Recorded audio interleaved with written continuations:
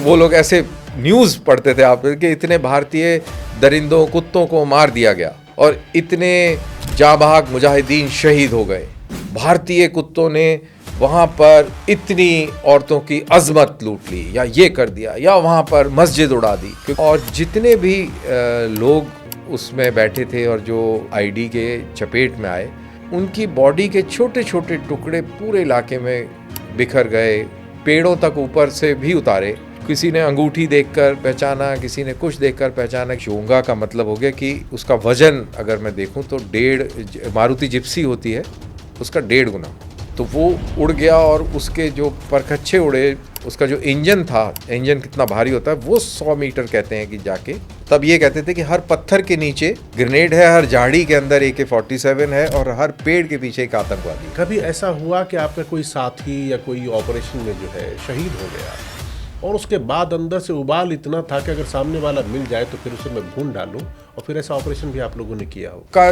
जब एनकाउंटर हुआ था उसमें 81 mm मोटर्स का भी इस्तेमाल हुआ और बड़ी जबरदस्त लड़ाई चली, और इतना AK-47 उस एनकाउंटर में से इकट्ठा हुआ था कि जब कोर कमांडर उस यूनिट को विजिट करने आया था तो एक पूरा द्वार बनाया गया, द्वार इतना बड़ा जिसमें के नीचे से एक ट्रक निकल जाए, इतना बड़ा द्वार, सिर्फ AK-47 के साथ वो द्वार बनाया गया था। उसने अपने कमांडिंग ऑफिसर को बोला कि मैं छुट्टी नहीं जाऊंगा, बाद में जाऊंगा, ये ऑपरेशन करना बहुत जरूरी है, पिछले मैं कितने महीनों से इस चीज़ की तैयारी कर रहा हूँ।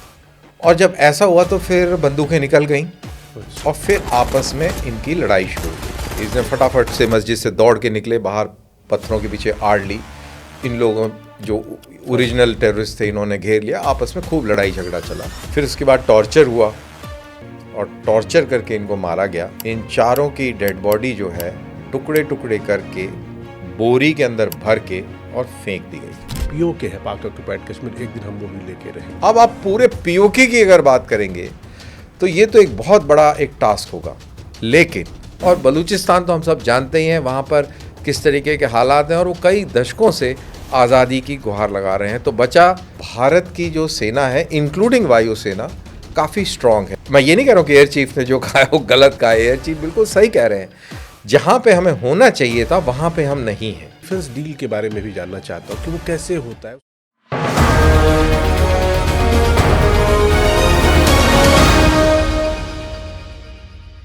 कंधे पे बंदूक हमेशा किसी गुनाह के लिए, किसी को डराने धमकाने या रुतबा दिखाने के लिए नहीं उठाई जाती। कई बार वो बंदूक, कई बार वो असलहा, कई बार वो वेपन जिम्मेदारी होती है।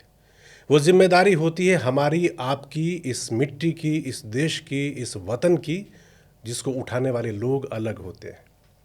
और वो लोग अलग तब बनते हैं जब उनका बाना बदलता है। उन्हें एक वर्दी मिलती है, कई बार उस वर्दी का रंग खाकी तो कई बार ओलिव ग्रीन भी होता है, जैसा कि मैंने आज ये पहन रखा है।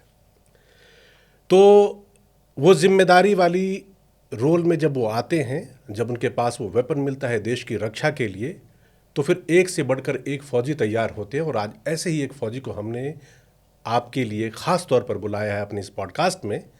उन्हें सेना मेडल भी मिला हुआ है। वो हिंदुस्तान की जियोपॉलिटिक्स और देश दुनिया की राजनीति और सामरिक जो दाव पेच है उसको भी बहुत अच्छे से समझते हैं। और आज उन्होंने वक्त इसलिए निकाला है ताकि अपने देश, अपनी फ़ौज के बारे में वो ऐसी चीज़ें बताएंगे जो आपको जानना ज़रूर चाहिए, क्योंकि आप एक हिंदुस्तानी हैं। तो स्वागत कीजिए मेरे इस पॉडकास्ट में कर्नल रिटायर्ड दानवीर सिंह जी का। नमस्कार सर, बहुत बहुत शुक्रिया, आपने हमारे लिए टाइम निकाला और अभी आप हमारे साथ जुड़ने वाले लोगों को हिंदुस्तान के बारे में, मैं फ़ौज भी नहीं मैंने नाम लिया, मैंने कहा हिंदुस्तान के बारे में और हिंदुस्तानियत के बारे में और देशभक्ति के बारे में हम बात करेंगे और समझाएंगे कि इस मुल्क का नागरिक होने का मतलब क्या होना चाहिए। तो सबसे पहले मैं आपसे जानना चाहूँगा कि एक हम लोगों ने जो कह लीजिए कि नेशनल एंथम जैसा है देशभक्ति का, जो कवि प्रदीप का लिखा हुआ गाना है, ए मेरे वतन के लोगों, उस गाने में एक बीच में एक लाइन आती है और कहते कि कोई सिख, कोई जाट मराठा, कोई गोरखा, कोई मद्रासी, सरहद पर मरने वाला हर वीर था भारतवासी। ये बात सच है कि जो भी सरहद पर जाता हो तो हिंदुस्तानी है, भारतवासी है।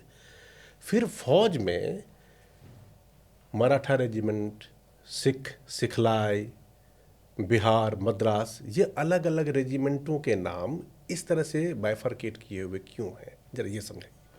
देखिए, भारत जो है एक दूसरे किस्म का देश है। अगर हम वेस्टर्न कंट्रीज़ के साथ इसकी तुलना करें और वहाँ से उनके साथ तुलना करके और अपने आप को आंकें या अपनी फ़ौज को उनके साथ में जोड़ के देखें कि वहाँ पे ऐसा नहीं है, बट हमारे यहाँ पे ऐसा है।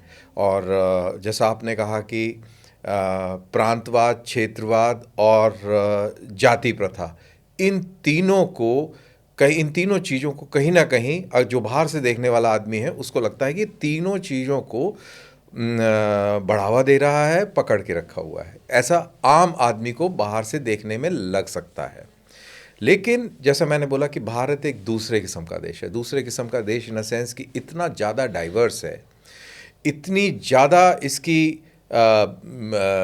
जो इंटरट्वाइंड जो कल्चर्स हैं और जो जितनी जटिलता जिसको बोलेंगे इतनी ज़्यादा है कि आप इसको बहुत ही सरलता से सीधे एक वाक्य में कह नहीं सकते। और यही कारण है कि इस तरीके की फ़ौज की भी आवश्यकता पड़ती है।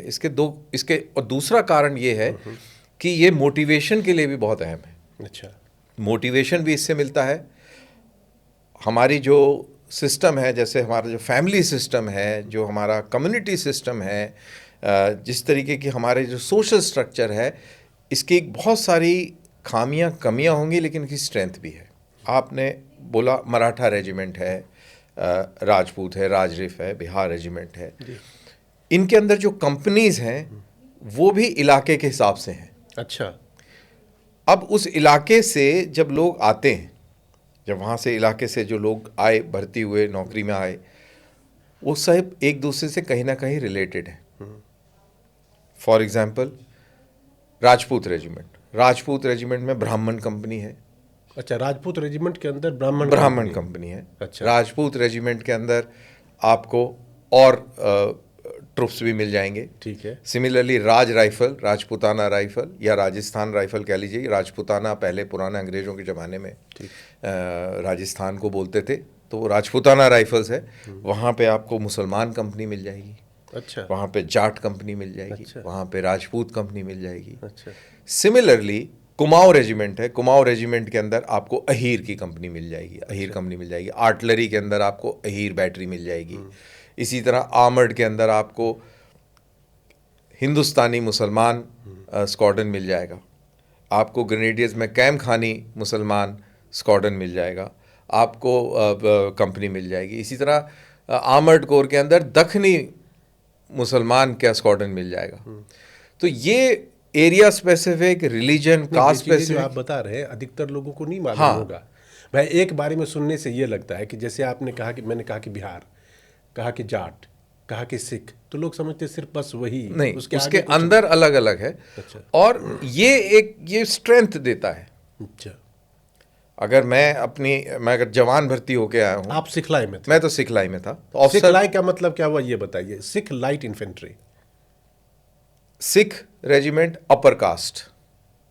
अच्छा, Sikh regiment means upper caste. अच्छा, predominantly Jat Sikh. Predominantly Jat Sikh. Jat Sikh. Sikh light infantry lower caste, Mazhabi Ramdasia. अच्छा, SC ST जिसको बोलते हैं, अच्छा, वो कम्युनिटी है। सिखों के बीच में ये कम्युनिटी है, अच्छा, मजहबी और रामदासिया। अच्छा, तो ये इस कम्युनिटी का इतिहास गुरु तेग बहादुर के टाइम से है। इन लोगों का इतिहास अंग्रेज़ों के टाइम में 1857 के अंदर बहुत अहम भूमिका इन्होंने निभाई। और वर्ल्ड वॉर 2 के अंदर बर्मा के कैंपेन में इन लोगों ने बहुत ज़बरदस्त भूमिका निभाई। साथ ही 62, 65, 71 और इन सारे युद्धों में इन्होंने एक खास भूमिका निभाई। और सिख लाइट इन्फेंट्री के जो जवान, जो कास्ट स्ट्रक्चर है, यही आपको बॉम्बे सैपर्स, इंजीनियर्स के अंदर भी यही कास्ट अच्छा, मिलेगी आपको। और इसका एक बहुत बड़ा इतिहास है, इसके बारे में भी बात कर सकते हैं। लेकिन सर ये बताइए, जो आप बता रहे हैं ना मुझे कि अलग अलग मान लीजिए नामकरण के साथ ये है, लेकिन मैं अगर गलत होऊंगा तो मुझे करेक्ट करिएगा। आज के डेट में कहते हैं कि जैसे सिख है, जैसे सिखलाई है, जैसे कुमाऊनी है, जैसे बिहार है, तो उसका जो कमांडिंग ऑफिसर होगा या उसका जो ऑफिसर होगा वो उसका नहीं होगा, वो दूसरे मतलब सिख का जो है, कह लीजिए कि ऑफिसर जो है वो सिख ना होकर कोई और होगा, एट रैंडम, एट रेंडम, कहीं का भी हो सकता है। तो इनफैक्ट जो आपका जो सवाल था कि ये इसकी जरूरत फाइनली क्यों है, बिल्कुल हाँ। तो मैंने बोला कि जैसे कि वो उस कम्युनिटी का, उस इलाके से, और ये भी क्षेत्र से आते हैं। अच्छा, राज राइफल के अंदर जो हिंदुस्तानी मुसलमान है, हिंदुस्तानी मुसलमान means Urdu speaking Muslim from Uttar Pradesh, हिंदुस्तानी मुसलमान जो है वो यहाँ से आएगा, आपके पश्चिमी उत्तर प्रदेश से, सब एक दूसरे से रिलेटेड हैं। इसी तरह राज राइफल के अंदर या सिखलाई के अंदर अमृतसर का कैचमेंट एरिया है, जलंधर मतलब एक टीम के अंदर बेटर अंडरस्टैंडिंग होगी और सब एक दूसरे से कहीं ना कहीं रिलेटेड होंगे। अच्छा, अगली बात यह है कि अगर जब लड़ाई होगी तो निर्मल सिंह का बेटा, जैसे गांव में कैसे पहचानते हैं भाई, हाँ भैया किसका है, अरे ये लल्लन सिंह का लड़का है ना, उनका है, उनका ये है, उनका वो है, ऐसे करके बात होती है ना। बिल्कुल। तो जब आप अगर लड़ाई में कावर्डाइज दिखाएंगे तो अरे ये लल्लन सिंह का लड़का फौज से भाग आया था, मतलब बाप के नाम पे, बाप के नाम पे चलता है ना वहां पे सब कुछ, अरे ये किनका बेटा है, वो बाप होंगे भी नहीं, वो चले गए होंगे, तो उनके नाम पे ही चल रहा है काम, तो ऐसे ही होता है ना अपने। बिल्कुल बिल्कुल। तो ये उसका रेलिवेंस है। तो आदमी जो है अपनी रेजिमेंट के लिए, अपनी कंपनी के लिए जान दे देता है, क्योंकि उसका honour is at stake, honour गांव में एट स्टेक है। बिल्कुल, कि फला लल्लन सिंह का लड़का पीठ नहीं दिखा सकता, आप समझ रहे हैं। बिल्कुल, इसीलिए ये इंपॉर्टेंट है, it is a battle winning factor, ये लड़ाई जीतने वाला फैक्टर है। ये अल्टीमेटली अगर जब लड़ाई होगी तो कोई ये नहीं पूछेगा कि आपने जेंडर इक्वालिटी दिखाई थी, कि आपने ऑल कास्ट ऑल कॉम्पोजिशन वाली हाँ, कहते हैं आप जीते कि हारे, बस जीत तो जीत। तो आपका जो ये फौज एक आईना आपकी सोसाइटी का है, और सोसाइटी की कमजोरी पर ध्यान देने के बजाय उसकी मजबूती आपने निकाल के खड़ी करी, और उसका इस्तेमाल करके आप लड़ाइयाँ जीत रहे हैं। और ये आपने नहीं किया, ये अंग्रेज करके गया है। अच्छा, उसको ये पता था कि कैसे चीज़ को ऑर्गेनाइज करना है, ऑर्गेनिक चीज़ को समझ के उसने पूरी फौज को इस तरीके से ऑर्गेनाइज किया। और वर्ल्ड वॉर 2 के अंदर भी इस फौज ने, वर्ल्ड वॉर 1 के अंदर भी इस फौज ने बेहतरीन काम किया, और आज़ादी के बाद इससे ज़्यादा टिंकरिंग नहीं करी गई है, छेड़छाड़ नहीं करी गई है। वो तो उसका स्ट्रक्चर जो है अभी भी स्ट्रक्चर वही है, और उसको छेड़छाड़ करेंगे तो मेरा ये मानना है, एक्सपीरियंस ये कहता है कि वो फिर अच्छी बात नहीं होगी। अच्छा, मेरा ये मानना है। बिल्कुल। आप अभी जो चीज़ कह रहे थे ना कि जब कभी भी लड़ाई होगी, कुछ होता है, तो राम सिंह का बेटा, ललन सिंह का बेटा, फलाने बाबू का मतलब फलाने का बेटा, उसके साथ उसके गांव इलाके बाप माँ की इज्जत जुड़ी हुई होती है।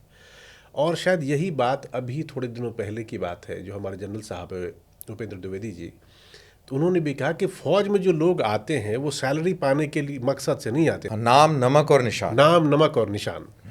तो ये नाम नमक और निशान, इसमें नमक और नाम और निशान तीनों को आप डिसाइफर करके बताइए कि क्या मतलब होता है आर्मी। अब ये अलग अलग तरीके से आदमी डिसाइफर करेगा। नाम, किसी के लिए नाम लल्लन सिंह निर्मल सिंह होगा, ठीक है नाम। किसी के लिए नाम पलटन का नाम होगा, अच्छा, किसी के लिए नाम देश का नाम होगा, यू नो, अलग अलग तरीके से। एसेंशियली वो एक ही चीज है।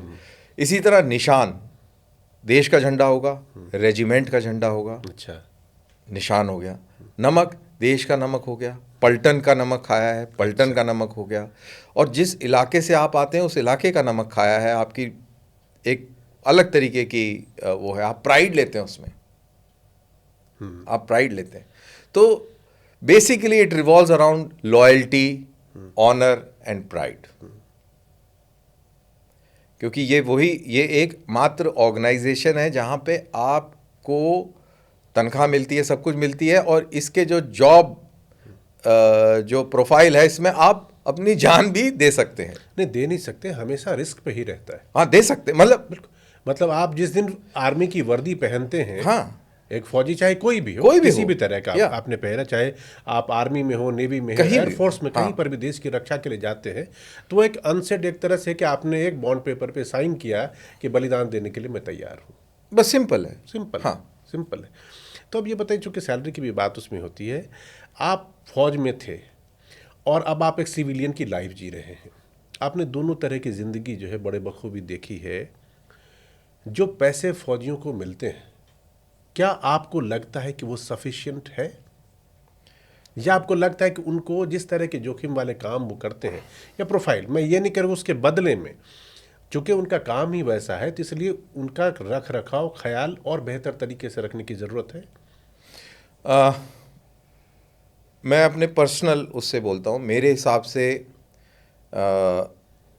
शायद हर एक फौजी अपने देश के लिए बहुत ही ज़्यादा थैंकफुल है। जैसे बाकी जिस तरीके से देश का आर्थिक आम जनमानस का स्तर है उस हिसाब से काफ़ी तनख्वाह मिलती है, और देश आपको बहुत अच्छी तरह लुक आफ्टर करता है फौज छोड़ने के बाद भी और मरने के बाद भी। तो मेरे ख्याल से यहाँ पर किसी को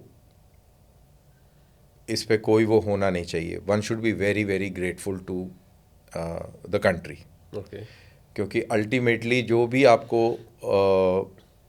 देश की तरफ से या जो भी आपका लुक आफ्टर होता है वो कहाँ से आता है? वो टैक्स पेयर्स मनी है, देश का पैसा है वो। तो वो देश अपनी तरफ से आपके लिए सब कुछ करता है कि आपकी ज़िंदगी जो है आखिरी दम तक लुक्ड आफ्टर रहे। इसमें तो मेरे को पर्सनली स्पीकिंग, क्योंकि मैं सेकंड जनरेशन हूँ, इनफैक्ट थर्ड जनरेशन, और तो हमें तो ऐसा बिल्कुल नहीं लगता कि कम है कि ज़्यादा है, क्योंकि उसमें कम और ज़्यादा करके फिर वो पूरा एसेंस बिगड़ जाता है। In any case it is the best paid organisation. अगर आप स्टार्टिंग में अभी तो मेरे को लेटेस्ट पता नहीं, बट फोर्थ पे कमीशन, फिफ्थ पे कमीशन का, अब तो एट्थ की बात हो रही है ना, एट्थ है। तो मेरे को उस टाइम में एक याद है कि जो सेकंड लेफ्टिनेंट जो भर्ती होता था, अब तो होते नहीं, अब तो शायद अब तो नहीं होते, तो और जो आईएएस में जो फर्स्ट पे ड्रॉ करता था, सांकेतिक तौर पर लेफ्टिनेंट की पे, सेकंड लेफ्टिनेंट की पे आईएएस ऑफिसर से ₹1 ज़्यादा थी। क्या बात है, क्या होता है, मान है बस और कुछ नहीं। सो आई थिंक ये अभी भी है, जो स्टार्टिंग है, देयर इज नो कंपैरिजन। उनका अपना मूवमेंट है और यहाँ पे अपना मूवमेंट, बट स्टार्टिंग में सबसे हाईएस्ट पेड अगर ऑर्गेनाइजेशन है तो वो आर्मी है, आर्म फोर्सेस हैं। राइट।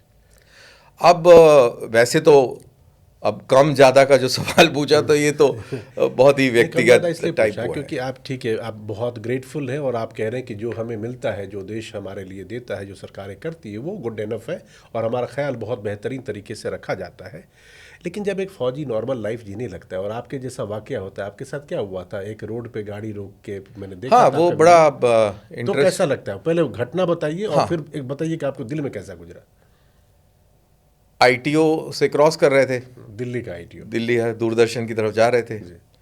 आगे हमारे बस थी, ठीक है, और बहुत ट्रैफिक होता है उसमें, तो ध्यान पूरा बस में कि साइड में गाड़ी ना लग जाए, कि इधर ना लग जाए, तो उसमें सारा ट्रैफिक चल रहा है, हम भी उस बस के पीछे पीछे चल दिए, लीस्ट रियलाइजिंग कि बस के जो पीछे थे हमें वो रेड लाइट दिखी नहीं कि वो कब रेड हो गई। तो वो सरकारी बस है, वो तो निकल गई, हमको रोक लिया उसने। जब हमको रोक लिया उस पुलिस वाले ने, तो हमने ऐसे पूछा भाई कि यार ये बताओ कि ये तो ठीक है, अब बताओ कि कुछ और इसका कुछ हिसाब किताब हो तो बताइए। तो उसने बोला कि आप 1000 रुपये दे दीजिए। तो हमने बोला यार 1000 रुपये तो हमारे पास नहीं है, हम पेटीएम कर सकते हैं। तो उसने बोला कि आप ऐसा करिए, वहाँ पे वो दुकानें हैं, उधर जाइए, पेटीएम कर दीजिए, वो 100 रुपये लेगा आपसे एक्स्ट्रा, और आपको 1000 रुपये दे देगा, फिर आके दे 1100 आप पे करेंगे पेटीएम से, 1000 कैश, 1000 दे देंगे और 100 रुपये उसको आप उसका वो दे देंगे।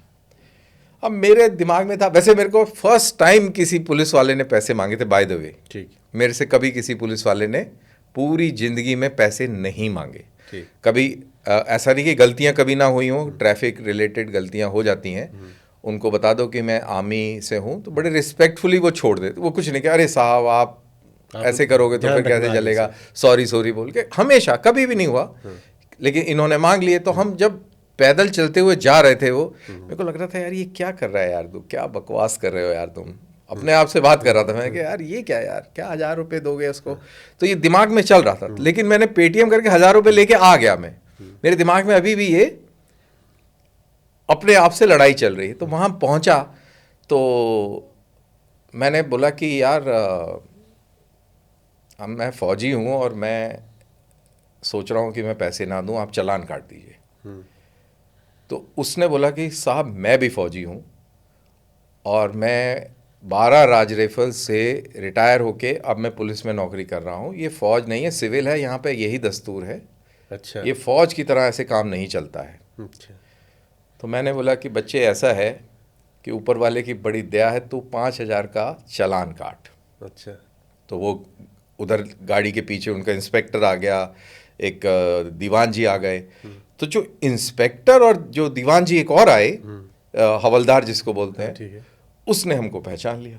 अच्छा। अरे सर आपको तो मैंने बहुत देखा है, ये वो होगा कोई फैन। तो इनको समझ में नहीं आया एक्स फौजी साहब को कि क्या है। अच्छा। इंस्पेक्टर साहब को समझ में आ गया। तो उन्होंने बोला कि अरे आप तो दोनों फौजी हो, तो क्या हो गया? मैंने कहा कुछ नहीं हो गया। मैं कहा रेड लाइट हमने जंप कर दिया, हमने बोला कि चालान काट दो। तो फिर प्रॉब्लम क्या है? मैंने कहा कोई प्रॉब्लम नहीं है, चालान काटिए। तो उन्होंने चालान काट दिया। अच्छा। चालान काट दिया तो हमने एक वीडियो बना के और ट्विटर पे डाल दिया।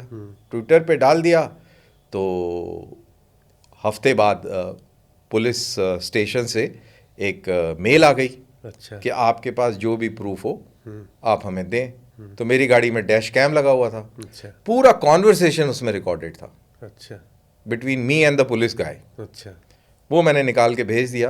अच्छा। वो पुलिस वाला बाय द वे सस्पेंड हो गया है। और क्या बात है। वो पुलिस वाला सस्पेंड हो गया है।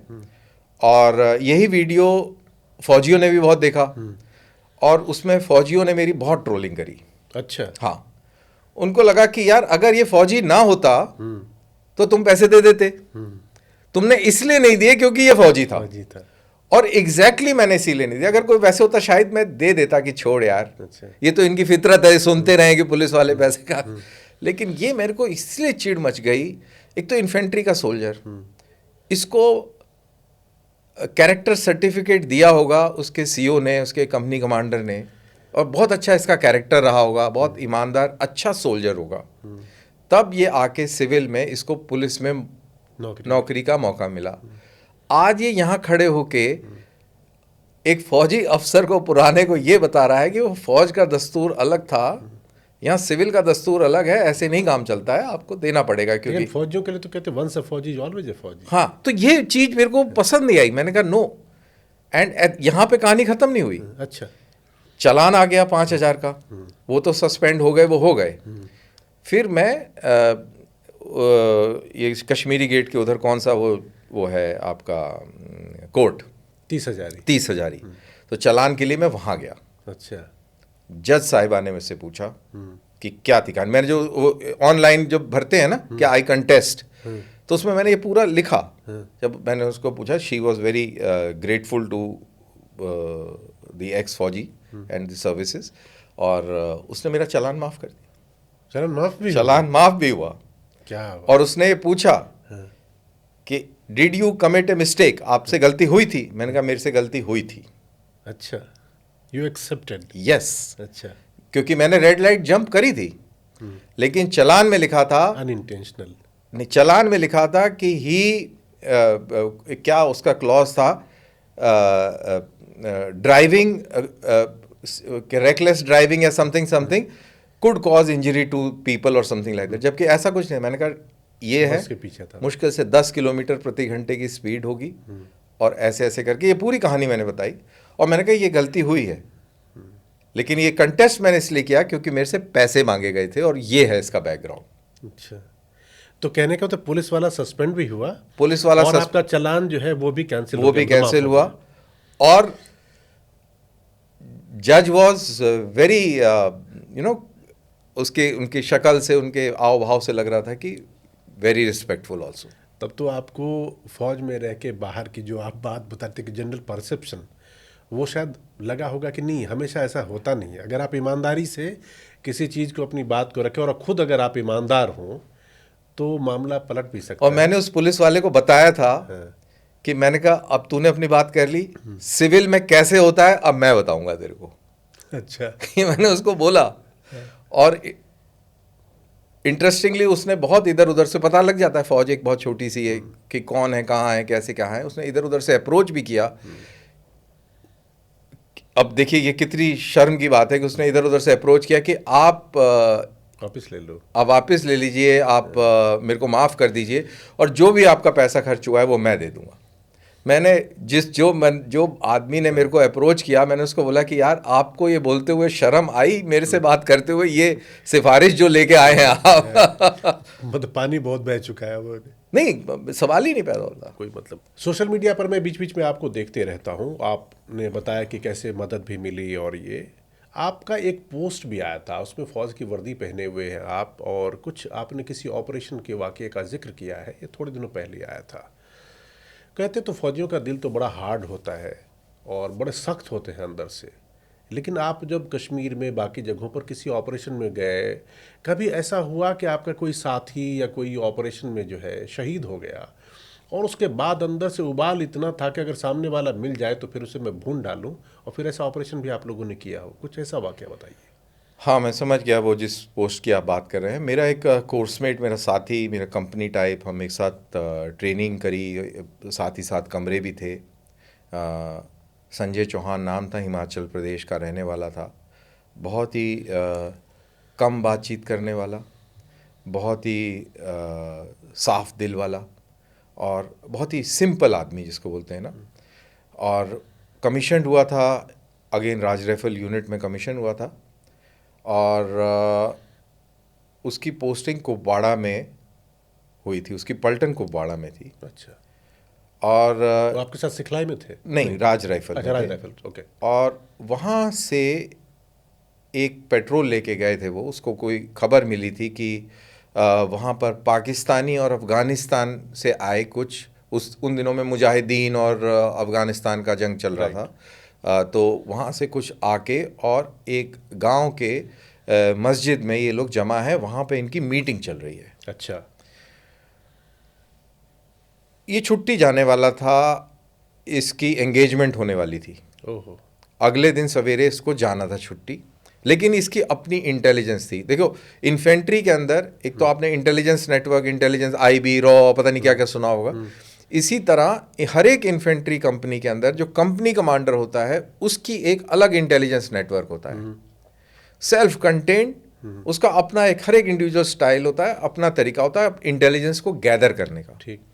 तो उसके सोर्स ने ये बताया कि ऐसा ऐसा कल होने वाला है, अच्छा। जिसके पीछे उसने काफ़ी मेहनत करी थी। उसने अपने कमांडिंग ऑफिसर को बोला कि मैं छुट्टी नहीं जाऊंगा, बाद में जाऊंगा, ये ऑपरेशन करना बहुत ज़रूरी है। पिछले मैं कितने महीनों से इस चीज़ की तैयारी कर रहा था। ये वहाँ गया और ये, इसकी भी दाढ़ी वाड़ी बढ़ी हुई थी, बाल वाल काफ़ी लंबे थे, और ख़ुद भी 6'2", 6'3" इसकी हाइट थी। अच्छा। और ख़ुद भी पठान लगता था, हिमाचल का था, गोरा चिट्टा लंबा टॉल। तो यही पठान ड्रेस में और बिल्कुल उसी तरीके से AK-47 लेके, आप दूर से देख के कह नहीं सकते कि ये फौजी है कि ये अच्छा, मिलिटेंट है। तो इसकी एक क्रैक टीम थी 4 लोगों की।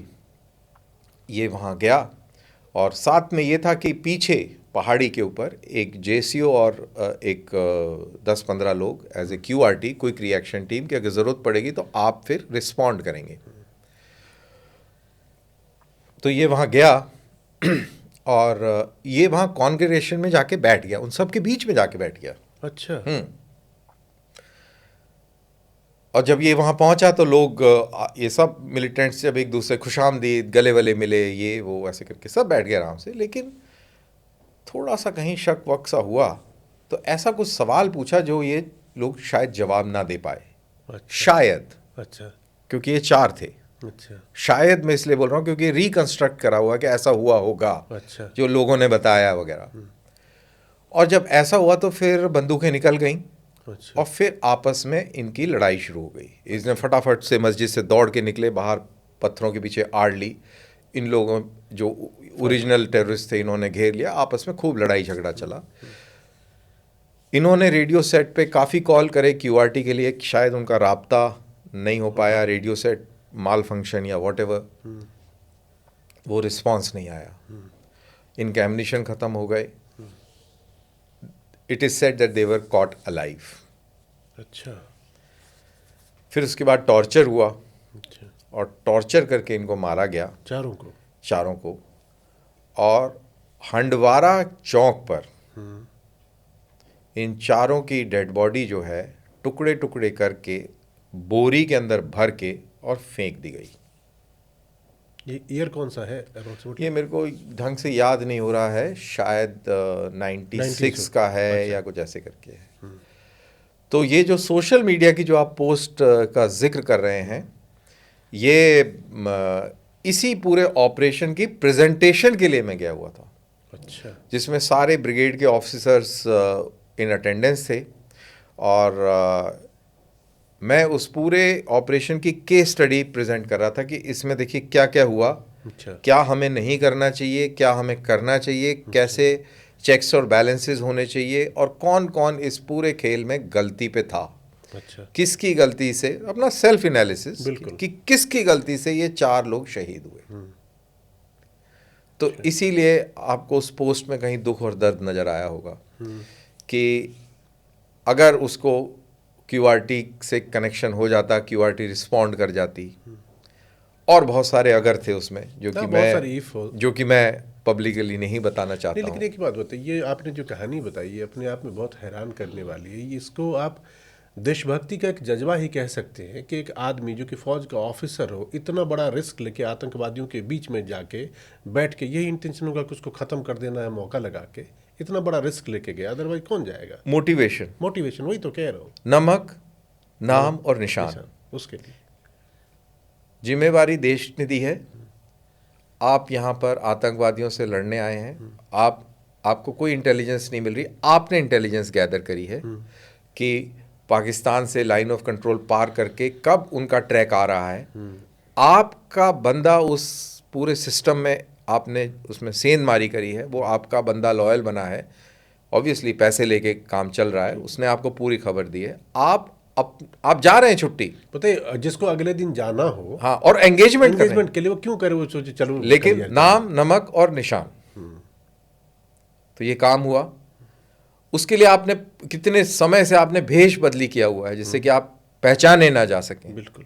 कितनी तैयारी करोगे। और इस काम को करने के लिए जब आपको पता है कि चारों तरफ आतंकवादी है और आप सिर्फ 4 हो, बहुत बड़ा जिगरा चाहिए, अनइमेजिनेबल। ये आप, वही तो मैं कह रहा हूँ, अनइमेजिनेबल, बियॉन्ड इमेजिनेशन, सोच ही नहीं सकता, सोच नहीं सकते आप। वहाँ पे गए और फिर कैसे उनके आखिरी वक्त कैसा रहा होगा, ये आप सोच के देखिए। और फिर बहरहाल ये एक बहुत ही सैड ऑपरेशन था, इनको शौर्य चक्र भी मिला मरणोपरांत, बट ठीक है।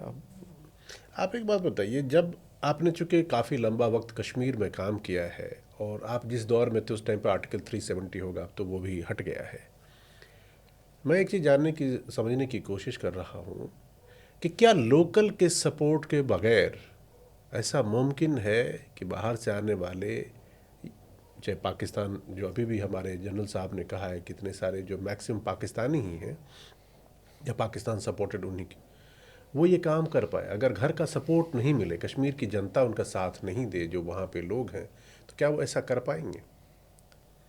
2 चीज़ें हैं, एक 90s और 2000s का डेकेड है, उसको अलग रख दीजिए। ठीक।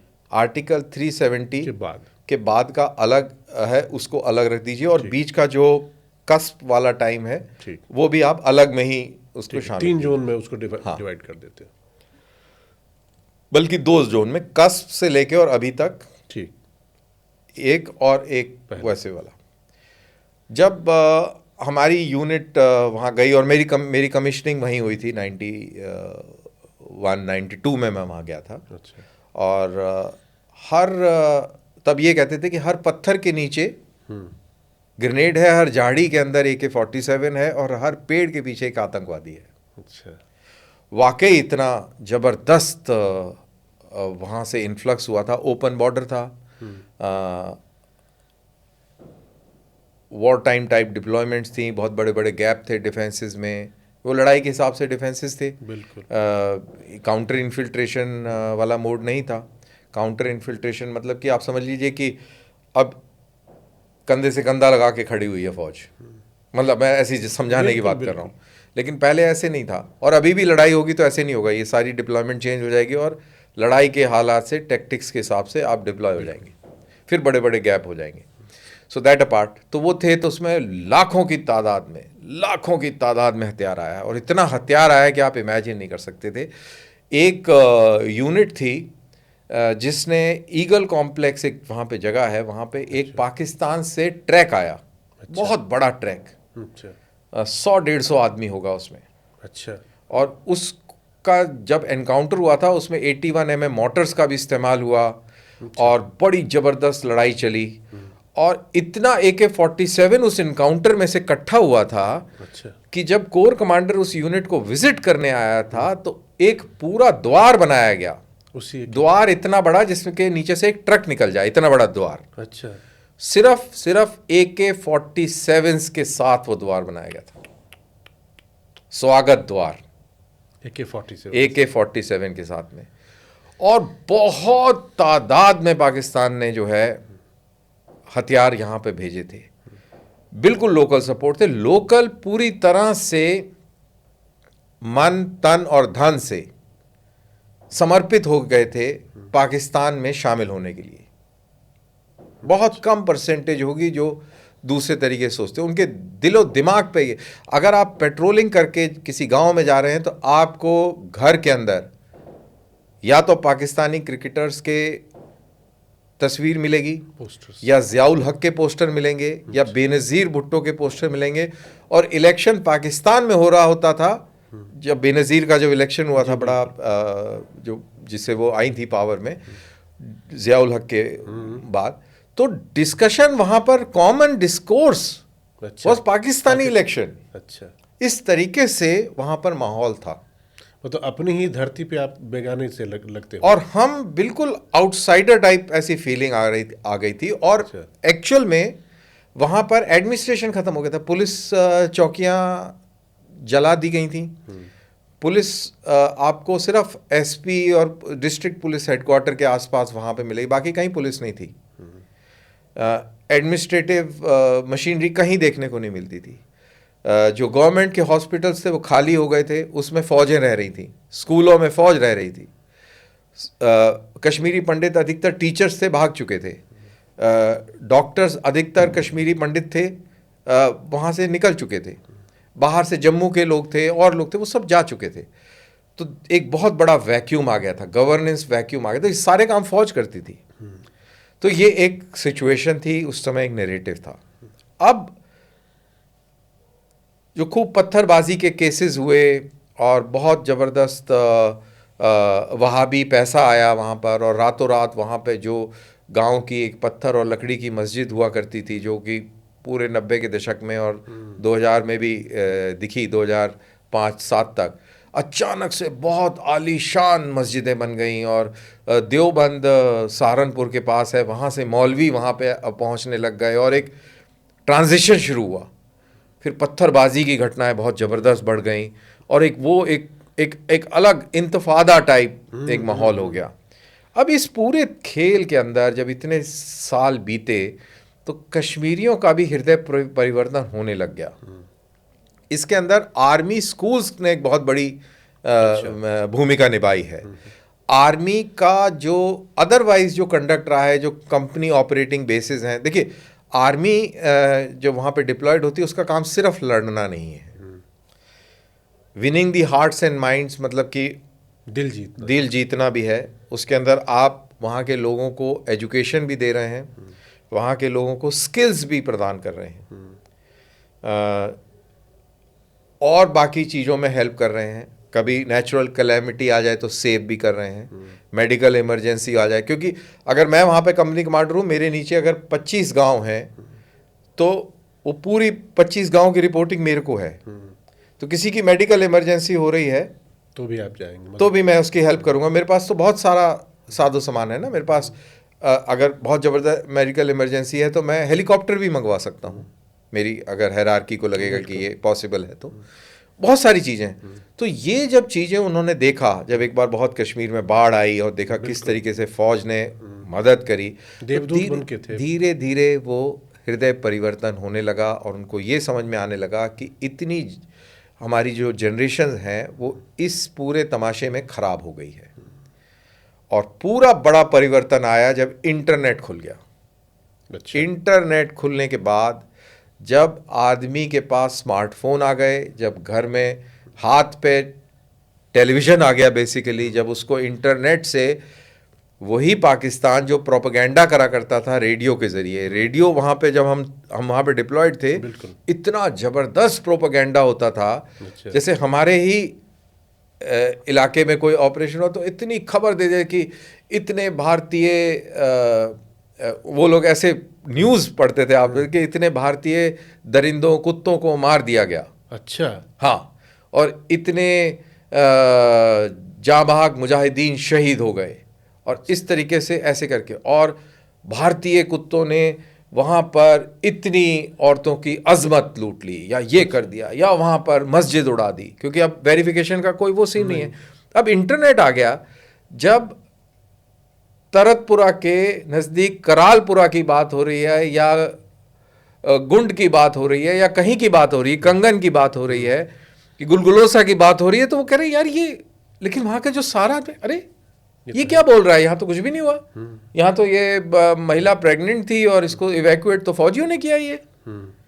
तो इंटरनेट से बहुत फर्क पड़ा, जो कॉन्फिडेंस बिल्डिंग, पाकिस्तान का जो झूठ था वो एक्सपोज हो गया।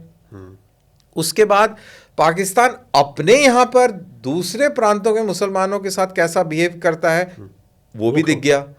फिर हालिया दिनों में उनकी इकोनॉमिक हालत कैसी रही बिनस्बत की यहाँ पे, वो भी एक्सपोज हो गई। तो लोगों ने कंपेयर किया कि भाई जिसको ये काफिर और जिसको ये कुत्ता और पता नहीं क्या क्या वो कहते थे, यार यहाँ पे हम अपना बिजनेस कर पा रहे हैं, हमारे को मजहब को प्रैक्टिस करने में कोई प्रॉब्लम नहीं है, इन्होंने कोई मस्जिद तोड़ी नहीं, कुछ नहीं, इन्होंने हमारे बच्चों को पढ़ाया, इन्होंने हमारे जो बिजनेसेस हैं उसमें मदद करी, इन्होंने रोड बनाई, ब्रिज बनाए, इन्होंने स्कूलों को बहाल किया, हॉस्पिटलों को बहाल किया। तो ये कंपैरिजन होने लग गया। तो जो मुस्लिम नैरेटिव जो था वो कमज़ोर होने लगा, और रीजनल नैरेटिव और कश्मीरी प्राइड इवॉल्व होने लगी कि यार हम कश्मीरी हैं, हम पाकिस्तानी नहीं हैं, और उनको अपने बच्चों का फ्यूचर यहाँ पर ज़्यादा सिक्योर लग रहा है बिनस्बत की वो पाकिस्तान के। सो इंटरनेट ने बहुत बड़ा रोल अदा किया है। अच्छा। आर्मी ने तो जो इतने दिनों से भाई गन को ख़त्म किया, गन को ख़त्म करके ये सारी व्यवस्था बनाई जिससे कि पॉलिटिकल प्रोसेस दोबारा से बहाल हो, एडमिनिस्ट्रेशन दोबारा से गांव और लेवल तक पहुंचे, पुलिस दोबारा से सक्रिय हो जाए, पूरा सिस्टम। बिल्कुल। हाँ, जब सिक्योरिटी मिलेगी तो सब कुछ इस्टेब्लिश होगा ना। तो ये सारा फौज ने किया, और फिर अब ये आप देख रहे हैं, और 370 के बाद आप बहुत बड़ा बदलाव देख रहे हैं। एक बहुत बड़ी तादाद में कश्मीर के अंदर नेशनलिस्ट लोग देखने को मिल रहे हैं। नेशनलिज्म अब देखने को मिल रहा है। उसका बेहतरीन उदाहरण ये है कि जब कश्मीरी मूल का भारतीय सैनिक जब शहीद हो जाता है तो उसके पीछे उसके नमाज़े जनाजा के लिए लाखों की तादाद में लोग इकट्ठा होते हैं। कफन के ऊपर भारत का झंडा होता है और भारत का झंडा हटाया जाता है, उसके बाद में कफन को नीचे लोअर किया जाता है, फातिहा खानी होती है, और ये सब जो भी इनका सिस्टम होता है पूरा। बट आप ये देखिए, और ये उसी भारत के झंडे के तहत होता है, और दुनिया नारे लगाती हुई जाती है कि शहीद अमर रहे। तो आपने तो मतलब इस तरह का एक तरह से कह लीजिए पिक्चर दिखाया है और हमें बताया है, जो कि आदमी जब आप रहे होंगे तो ये आपको कल्पना सा लगता होगा कि एक दिन ऐसा भी मुमकिन हो पाएगा। आप 370 हटने के बाद कश्मीर गए? मैं 2 बार गया। 2 बार गए।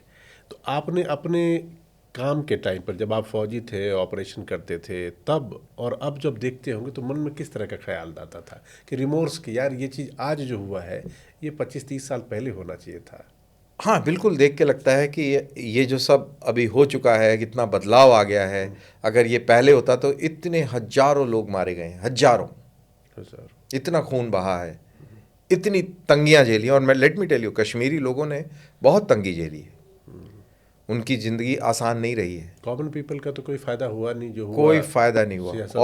और इस पूरे खेल के अंदर जो बिग विग्स थे, जो मूवर्स और शेकर्स थे, उन्होंने बहुत पैसा कमाया। आईएसआई बहुत पैसा भेजता था हवाला के थ्रू। तो 370 हटाने से पहले गवर्नमेंट ऑफ इंडिया ने हवाला का जो पूरा जो चेन थी उसको तोड़ा, पैसे की सप्लाइयाँ बंद करी, उन लोगों को टारगेट किया, उनको जेल में ठूसा। और जब ये सब हटा तो लोगों को फ्री सांस लेने का मौका मिला।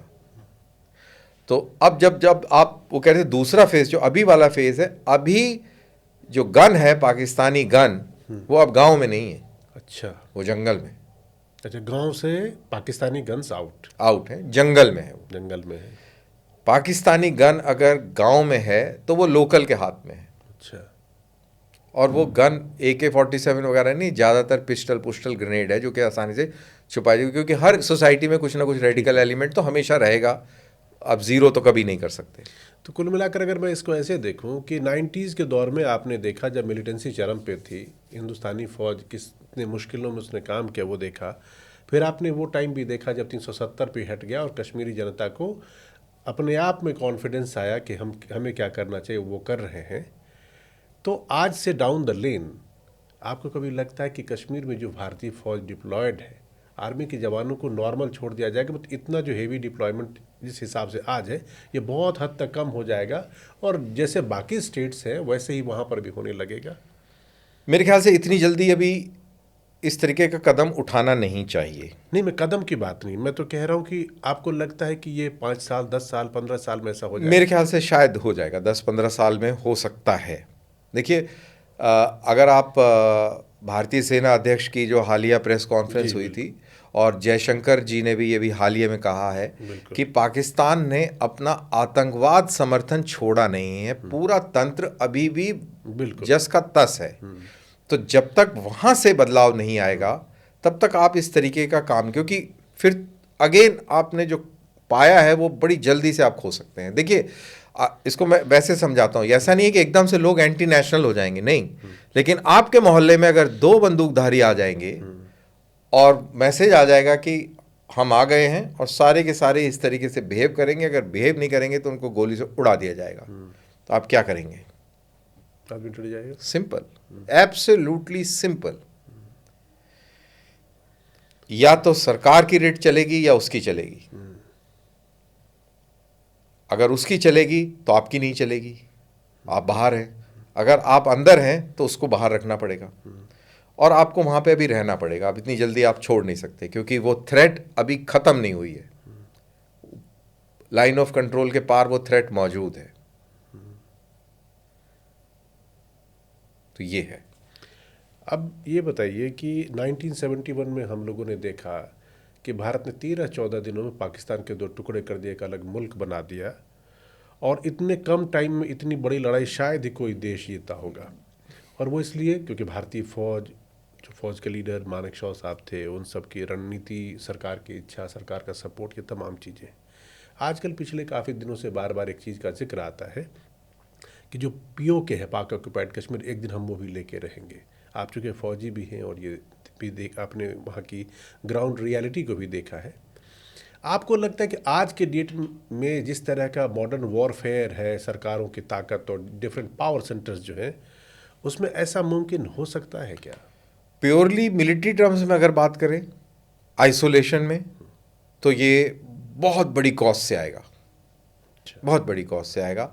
आप एक विकसित भारत बनना चाहते हैं 2047 तक, आप दुनिया 100 की, साल के जब हम, हाँ, जब आप 100 साल के होंगे तो एक बहुत आप डेवलप्ड कंट्री का सपना ले रहे हैं।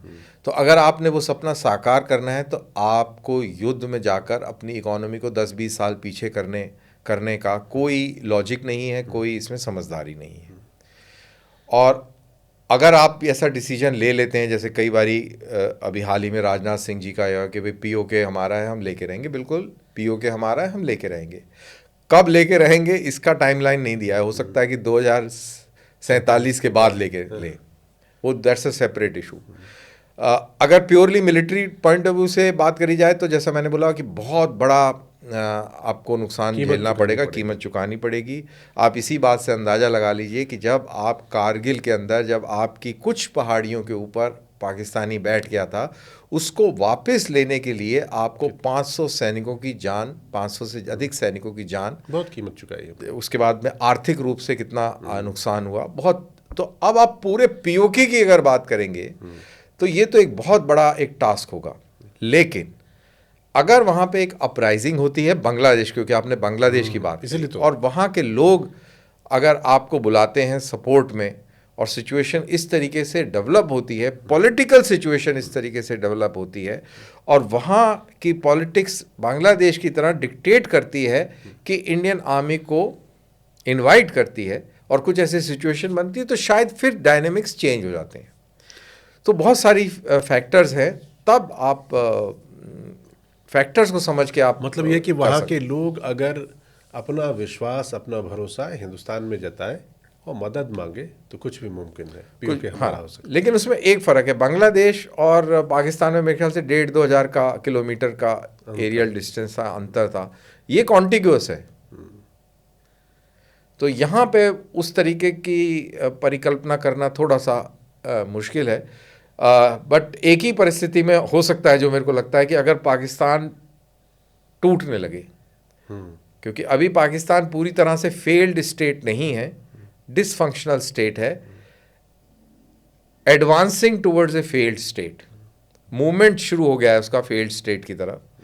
और अगर ये मूवमेंट एक लेवल तक पहुंचता है, ब्रेकिंग पॉइंट तक पहुंचता है, कल्मिनेशन तक पहुंचता है, और उसके बाद में ब्रेक होता है, फिर आप इस तरीके की संभावना आपके लिए बन सकती है। और आई एम श्योर फौजें इस चीज़ की पूरी तैयारी कर रही होंगी, क्योंकि फ़ौज के अंदर बहुत लंबी फॉरवर्ड प्लानिंग चलती है, सोच विचार चलती है, और हालात को देखकर आप अपने आप को ट्रेन करते हैं, अपना सोच विचार रखते हैं। तो आई एम श्योर जिस तरीके से हालात पाकिस्तान के अंदर दिन प्रतिदिन बदतर होते जा रहे हैं, गिरते जा रहा है, तो कहीं ना कहीं इस चीज़ की भी सोच कहीं ना कहीं पक्का एक हायर लेवल पर होगी कि अगर ऐसा होगा तो हम क्या करेंगे। आप तो जियो पॉलिटिक्स पर भी नज़र लगातार रखे हुए रहते हो, दुनिया भर के ओवरऑल जो डेवलपमेंट है उन सबको भी बड़ी पैनी निगाह से देखते हैं। पाकिस्तान की अभी जो सिचुएशन है उसको आप कहाँ जाते हैं, मतलब किस तरह से बिखर के कहाँ वो जाएगा? देखिए, अगर मैं पाकिस्तान की सिचुएशन 1958 से देखना शुरू करता हूँ, तो आर्टिफिशियल ग्रोथ अयूब के टाइम में रही, आर्टिफिशियल ग्रोथ हम ज़िया के टाइम में देखी हमने, आर्टिफिशियल ग्रोथ हमने मुशर्रफ के टाइम में देखी, और तीनों टाइम डॉलर की बारिश हुई because of geo strategic reasons, right. और उससे वो एक आर्टिफिशियल खुशहाली देखने को मिली है पाकिस्तान के अंदर। अब जब पाकिस्तान अपने पे है, तो आप देख लीजिए कि वहाँ पर इकोनॉमिक हालात क्या हैं, और जो उसके सोसाइटी के जो पैरामीटर्स हैं, सोसाइटल पैरामीटर्स हैं, जो फ्रिक्शंस हैं वहाँ पे, जो डिसहार्मनी है, वो 1958 से अगर आप उसको ग्राफ को प्लॉट करेंगे तो उस ग्राफ में कहीं डिप नहीं है, कंटिन्यूस राइज है, और हालिया दशक में वो एक बहुत स्टीप राइज पर है। तो ये देखने से तो ये समझ में आता है कि पाकिस्तान के अंदर कोई बदलाव होने वाला नहीं है, और ये खराब ही होंगे हालात, ये ठीक नहीं होंगे, क्योंकि इस पूरे नैरेटिव में पाकिस्तान एक नैरेटिव है, आइडिया ऑफ पाकिस्तान जैसे, इसके अंदर जुडिशरी है, इसके अंदर फौज है, इसके अंदर ब्यूरोक्रेसी है, इसके अंदर आवाम नहीं है।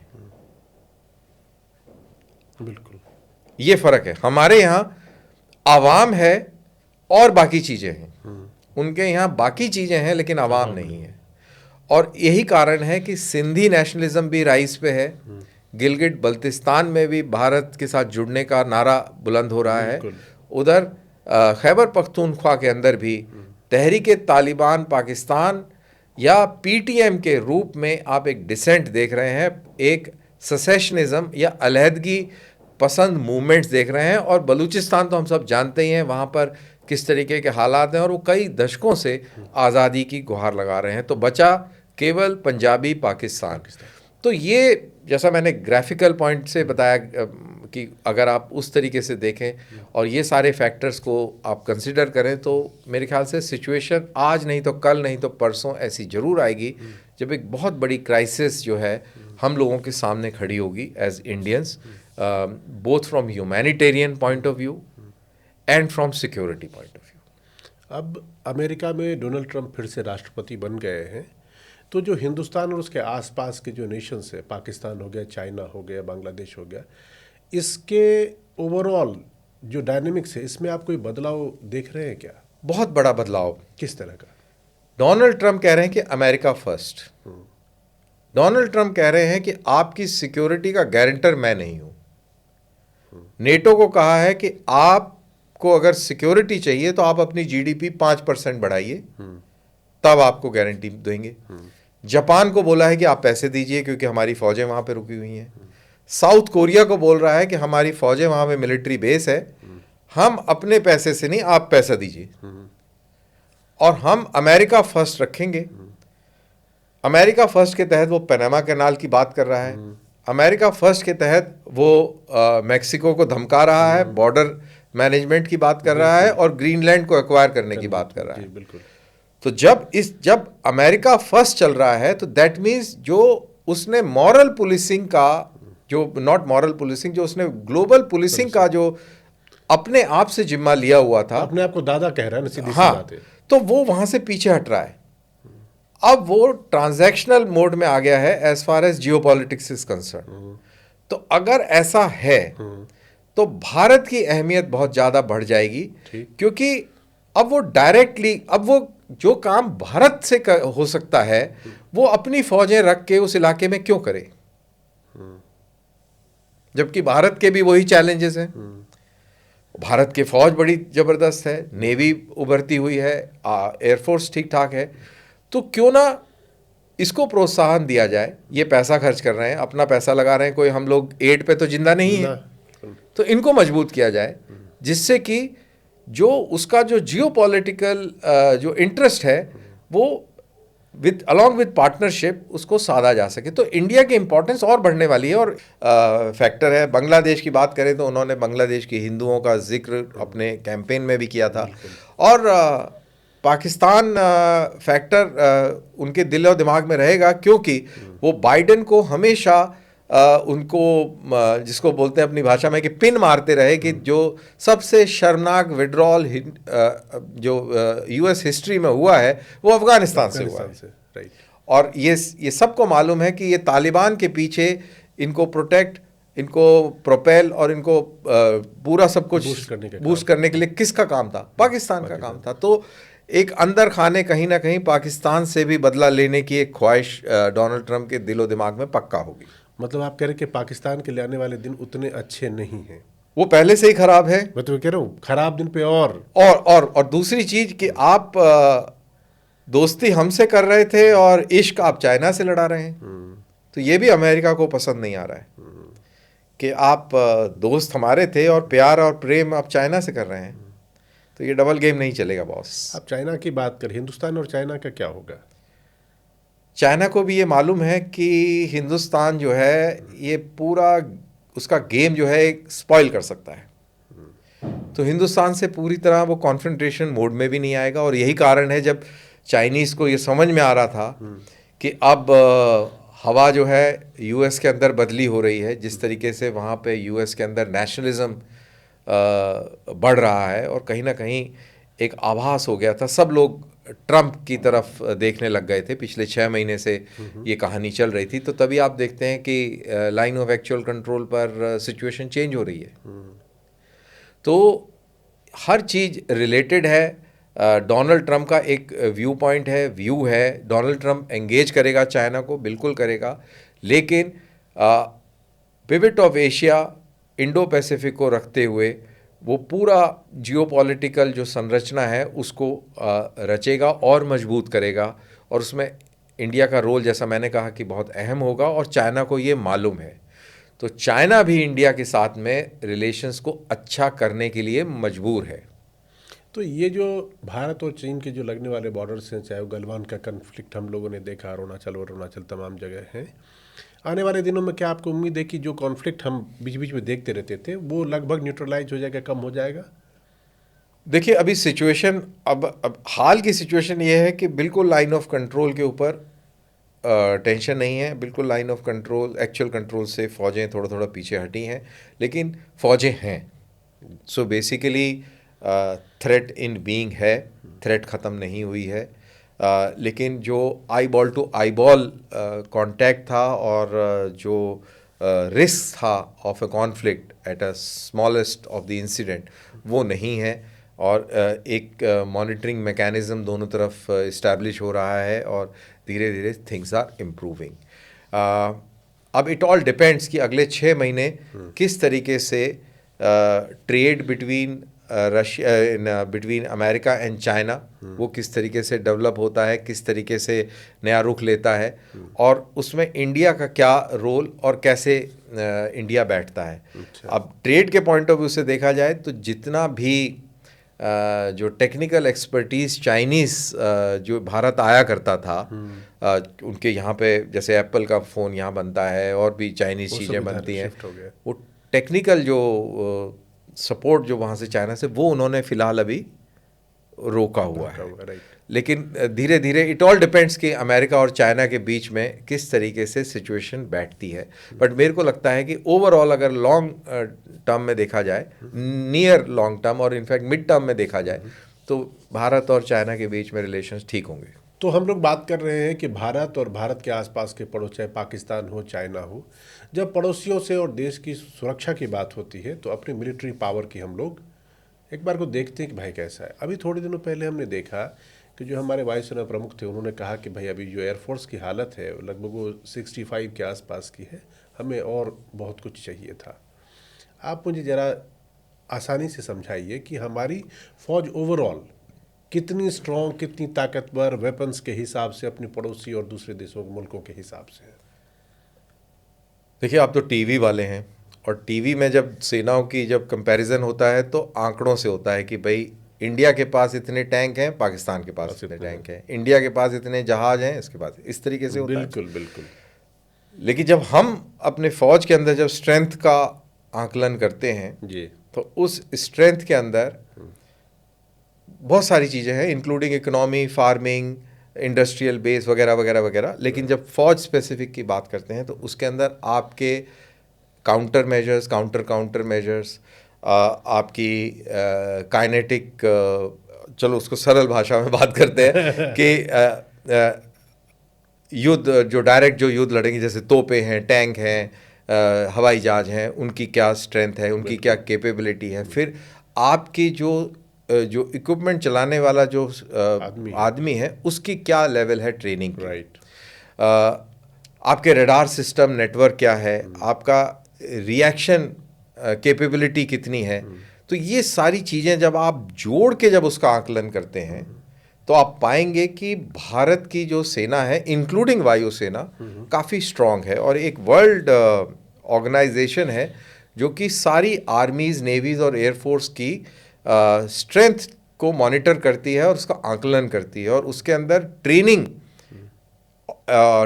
लॉजिस्टिक्स और मेंटेनेंस, ये सारी चीज़ें भी उसका संज्ञान लेती है। तो उसके हिसाब से देखा जाए तो Indian air force, even Chinese air force जो कि वो हमारे सामने प्रोजेक्ट कर सकता है, उससे पावरफुल है, उससे पावरफुल है। अच्छा, ये मेरा कहना नहीं है, ये वर्ल्ड की एक ऑर्गेनाइजेशन है, मेरे को एक्रोनियम याद नहीं आ रहा है। और ये जो मैं आपको ये जो बता रहा हूँ, ये मैं नहीं कह रहा हूँ, ये भी एक रिटायर्ड एयर मार्शल ने किसी उसमें कहा है। तो उसके बाद मैंने इसको रिसर्च किया and I was really surprise, happily surprise कि ऐसा है। सिमिलरली हमारी नेवी का भी जो इंडेक्स है वो काफ़ी हाई है। तो उस हिसाब से देखा जाए तो हम काफ़ी स्ट्रांग हैं। बट एयर चीफ, मैं ये नहीं कह रहा हूँ कि एयर चीफ ने जो कहा है वो गलत कहा है, एयर चीफ बिल्कुल सही कह रहे हैं। जहाँ पे हमें होना चाहिए था वहाँ पे हम नहीं हैं। उन्होंने तो, मैं उनके बयान को जब मैंने सुना और जो मैं समझा, वो ऐसा है कि देखिए जी, हमें तो चाहिए इतना, मेरे पास है नहीं, लेकिन जो है हम उसी से अपना जो है वो इट इज समथिंग लाइक कि वेद मलिक ने कहा था कि will fight with whatever we have, Kargil में, right, we fought and we won. But हमारा नुकसान ज़्यादा हुआ। हम जो काम 10 दिन में कर सकते थे वो काम हमने 1 महीने में किया। बिल्कुल। तो एयर चीफ बिल्कुल सही है, फौजी है वो, तो जो है उससे हम लड़ेंगे, और जहां हमें होना चाहिए था वहां हम नहीं हैं, ये भी एक सच्चाई है। और उसका कारण भी उन्होंने बताया है कि ओवर प्रोटेक्शनिज्म स्टेट का जो HAL को मिला हुआ है, जी। तो वो डिलीवरी 40 साल से वो तेजस की नहीं हो पा रही है। जिस तरीके का आपके पास में टेक्नोलॉजी है, बना ली है, बना रहे हैं, और जो आपकी रिक्वायरमेंट है, महत्वाकांक्षा है, उसमें बहुत बड़ा गैप है। तो ये कुछ चीज़ें हैं जो आपको सॉर्ट आउट करनी पड़ेंगी एट नेशनल लेवल, जिससे कि पब्लिक जो पार्टनर्स हैं वो भी आएँ, प्राइवेट पार्टनर्स आएँ, पब्लिक पार्टनर के साथ जुड़ें और मिल के काम करें। HAL के चीफ ने, या पता नहीं DRDO के चीफ ने, उसी सुब्रोतो क्या था वो गोष्ठी जो थी, उसमें उसने ये भी कहा कि हमारे को बहुत ज़्यादा अधिक मात्रा में हमें फंड्स चाहिए to carry out research and development, and he is very right. तो हमारे यहाँ पे रिसर्च एंड डेवलपमेंट का भी कल्चर नहीं है, और प्राइवेट प्लेयर आपका रिसर्च एंड डेवलपमेंट में करोड़ों अरबों रुपए लगा दे और फिर उसका जो इक्विपमेंट बने वो रिजेक्ट हो जाए, तो फिर उसकी कैसे भरपाई होगी। तो ये सब स्टेट को देखना पड़ेगा कि कैसे पब्लिक और प्राइवेट पार्टनरशिप को रिसर्च एंड डेवलपमेंट में एक साथ लेके आया जाए, किस तरीके से प्रोत्साहन दिया जाए, and I am sure they are working with it. अब जैसा ये कह रहे हैं कि 2025 जो है मॉडर्नाइजेशन और प्रोग्रेस का साल है as far as arm forces is concern, और जो इनकी जो प्रिक्योरमेंट की जो पॉलिसीज़ हैं और जो ये सारी जो है इसका रिव्यू चल रहा है, तो मेरे ख्याल से उसमें ये मेजर्स आपको देखने को मिलेंगे। तो सर, इतनी सारी चीज़ें आपने मुझे बताई अभी तक, मैं जरा डिफेंस डील के बारे में भी जानना चाहता हूँ कि वो कैसे होता है। उसके बारे में बड़ी कहानियाँ, किस्सा गोई होती है कि उसके पीछे ऐसे होता है, लॉबी काम करती है, उसमें किकबैक्स दिए जाते हैं, वो ज़रा समझाइए प्लीज़। देखिए, ये चीज़ें, सबसे पहला डील जीप डील हुई थी 50 के दशक में। अच्छा। वहाँ से करप्शन शुरू होता है, और बहुत बड़ा जो करप्शन वाला केस हुआ वो बोफोर्स का हुआ। जी बिल्कुल। फिर अगस्ता वेस्टलैंड की डील हुई जिसमें एयर चीफ को जेल जाना पड़ा, एयर चीफ मार्शल त्यागी। बिल्कुल। और अब ये कैसे होती है, लॉबिंग होती थी। पहले एक लॉबी कल्चर था, जितनी भी आपकी डिफेंस की मैगजीन्स होती थी, इनके जो लोग होते थे यही लॉबी करते थे। अच्छा। और बाकी डिफेंस की जो कंपनियां, उनके ऑफिसेज यहाँ पे थे, इनके भी लोग लॉबी करते थे। तो लॉ में ये बताते हूँ कि मेरा जो है प्रोडक्ट ये ज़्यादा अच्छा है, आप दूसरा मत लो, ये लो, उसके लिए फिर आप पैसे दे रहे हैं, लोग पैसे खा रहे हैं, और ये बहुत ही सिस्टम चला हुआ था। ठीक। अब सिस्टम चेंज हो गया। अच्छा। अब सिस्टम ये चेंज हो गया कि अब गवर्नमेंट टू गवर्नमेंट हो रही है। अच्छा। आप चीज़ का ट्रायल कीजिए, रिपोर्ट दीजिए, बाकी आप छोड़ दीजिए, आप अपना काम करिए। बाकी गवर्नमेंट, उसके अंदर जियोपॉलिटिक्स है, उसके अंदर इंटरनेशनल रिलेशन बेस्ड डिसीजंस हैं, और उस तरीके से फिर चीज़ें हो रही हैं और चीज़ें खरीदी जा रही हैं। तो जो मिडल मैन और लॉबिस्ट और ये सारा जो खेल था, ये सब आउट हो गया। तो अब इस तरीके का सिस्टम है। तो पहले ये काफ़ी चीज़ें चला करती थी, इसके अंदर हनी ट्रैपिंग भी थी, इसमें जो पुराने जो 3 W है, वाइन, वुमेन और वेल्थ, इन तीनों चीज़ों का इस्तेमाल होता था। अच्छा। और इसके किस्से आपने भी खूब सुने हैं, हमने भी खूब सुने हैं। तो ये चीज़ें, ये हकीकत थी। तो सिस्टम के अंदर जब आपकी छन्नी के छेद बड़ा होगा तो फिर अच्छा, बस सिंपल। तो सिस्टम जब आपने उसको दुरुस्त कर दिया तो करप्शन ऑलमोस्ट ख़त्म हो गया। पूरा ख़त्म हुआ ऐसा कहना तो आप नहीं कह सकते, क्योंकि आपको नहीं मालूम। और जहाँ भी कहीं इंसान है दुनिया में, वहाँ पे करप्शन तो रहेगा। वो तो आप 100% हाँ, फुल प्रूफ 100% नहीं हो सकता, वो तो हमेशा रहेगा। लेकिन जिस तरीके से पहले लूट मार चल रही थी, वो शायद नहीं। अच्छा जी, चलिए, दुनिया भर की हमने बातें की, फिर मैं वापस लौट के आपके पास ही आऊँगा। आपने बहुत सारे ऑपरेशन किए, आप हिंदुस्तान के किन किन हिस्सों में आपने सर्व किया था, पहले ये बताइए। हाँ, ये बड़ा अच्छा सवाल है। किसी ने सोशल मीडिया पे एक लिस्ट डाली थी, अच्छा। स्टेट वाइज और शहरों वाइज, कि आप कहाँ कहाँ, बड़े बड़े शहरों वाइज, कि आप कहाँ कहाँ गए हैं, उनको टिक कर दीजिए। ठीक। तो हमने वो टिक करे जहाँ हम नहीं गए थे, और मेरे ख्याल से 2-3 जगह निकली थी बस। बस। तो ये बड़ा अच्छा रहा कि इंडियन आर्मी की अंदर नौकरी करने से हर एक स्टेट को मैंने उसकी धरती को छुआ है, सर्व करते हुए। सर्व करते हुए। अच्छा। हर स्टेट में हम गए हैं, अच्छा। किसी ना किसी, कहीं ट्रेनिंग के लिए गए हैं, कभी कहीं टेम्परेरी ड्यूटी के लिए गए हैं, कभी कहीं पोस्टेड थे, कहीं एक्सरसाइज कर रहे हैं, कहीं फील्ड फायरिंग करने गए हैं, कभी कुछ कुछ हम करते रहे। और इंडियन नेवी के साथ भी बहुत क्लोजली कोऑर्डिनेटेड हमारा टेन्योर रहा। तो नेवल शिप्स के ऊपर भी बहुत हमने ट्रेनिंग करी, साथ रहे वगैरह। तो Arabian sea, bay of Bengal, unfortunately Andaman Nicobar हम नहीं जा पाए। अच्छा। तो ये एक वो है कि अंडमान निकोबार नहीं जा पाए। बाकी आप देश का कोई भी स्टेट की बात कर लीजिए, हम वहाँ गए हुए हैं। अच्छा। तो ये है। और इन सब जगहों पे आपने, बहुत सारे जगहों पे आपने ऑपरेशन भी किया होगा, सबसे डिफिकल्ट ऑपरेशन आपका कौन सा था? देखिए, ऑपरेशंस सारे डिफिकल्ट होते हैं, उनमें एक बहुत बड़ा चैलेंज होता है as a infantry man.